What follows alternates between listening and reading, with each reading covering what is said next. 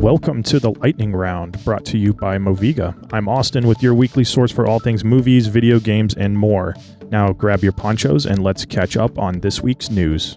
QQ. It was recently revealed in an interview with comicbook.com that during negotiations for Michael Keaton to play the Vulture in Spider-Man Homecoming, John Leguizamo almost took the role instead, but ended up giving it back to Keaton after Keaton stated he did in fact want the role. Leguizamo was eventually offered another, smaller role but turned it down for being too small of a part. Fair enough.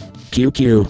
The Last of Us on HBO Max continues to be a stunning and faithful recreation of the beloved video game from 2013, delivering excellent performances and making small changes here and there to the source material that, for the most part, have benefited telling this story in a format that makes sense.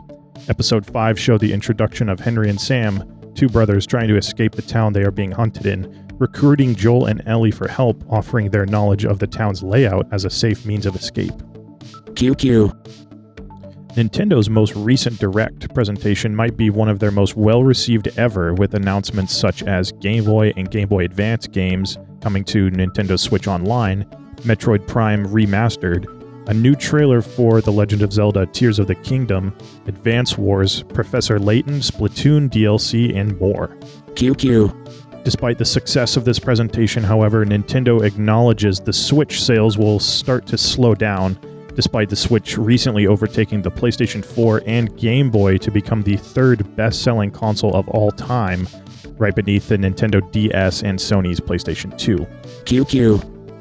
Star Wars fans were treated to a lengthy look at gameplay from the upcoming Star Wars Jedi Survivor, a sequel to the excellent Jedi Fallen Order starring Cameron Monaghan in 2019 as Cal Kestis. The gameplay trailer showed off some new combat elements as well as fast travel and new Force abilities. The game recently was delayed from its original release of March 17th to now April 28th instead. Take your time, Respawn. We're still playing Hogwarts Legacy for now. QQ. Well, it looks like the storm has passed. Be sure to check out the Moviga podcast on Spotify, Apple Podcasts, or anywhere you like to listen to that sort of thing, where we're talking all things movies, video games, and more. I'm Austin, and thanks for joining me this week for the Lightning Round.